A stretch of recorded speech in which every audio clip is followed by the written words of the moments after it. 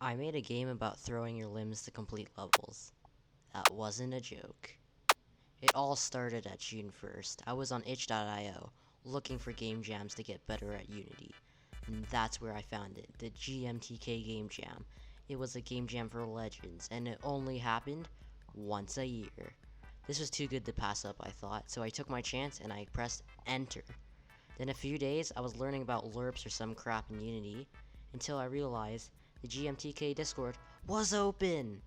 I rushed at my chance and went in there. I found a link for finding team members. I found 2 team members ready to create games, both of them more experienced than me. So I was ready to get carried.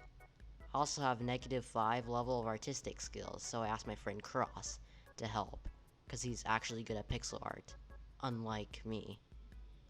Me and my team were ready. We were finally ready to play this game. We got prepared. The first thing I did was open Unity, the game jam I was gonna make the game on. After setting up Unity teams and a bunch of boring stuff, we were ready to become the winners of the GMTK game jam. And yes, I actually did think we would win, which is pretty not gonna happen, but like, it was gonna happen. The days went by, and the game jam was about to start. I was watching the YouTube premiere, and then the theme was join together. The first thing that came to my mind was not an idea. It was, what the fuck am I gonna make a game about this? Until we realized that you didn't have to make a game about physical connections. We could make a game about mental connections and touching the player's heart. After brainstorming ideas, I wanted to make a game about 2 friends and their struggles. It would be a connection between a player's hearts, and it would break that connection, which matches the theme. But then we decided to goddamn scrap all of it and make a game about throwing your limbs, which is kind of the opposite of join together, but it's fine. The first thing I did when the game jam started was to create the movement code. We wanted a game where you lost your legs or your arms, you would move slower, or you couldn't do certain things like jump higher. But since I'm a goddamn idiot, I don't know how to do that. So what I first did was just make a basic movement code, which didn't even let me jump. So then my teammate wrote this huge ass code for running and jumping, which is like, it's just running and jumping. You can literally just do it really simply, but like, okay, I guess it works. It works really nicely, good job. The next thing we did was to actually make it so you could rip your limbs and throw it. So what we did is that we put an empty game object as a prefab, which has a sprite render on it.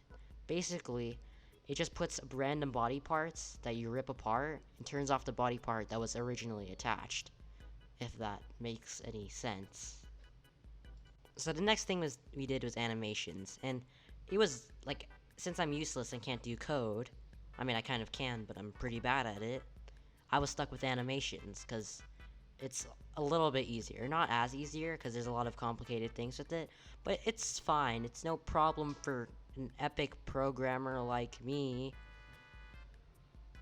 So, after sending the animations, and they all look terrible because I have no idea how to make walk cycles, my teammate told me what to do, and it was so simple that I actually cried after it, not even joking.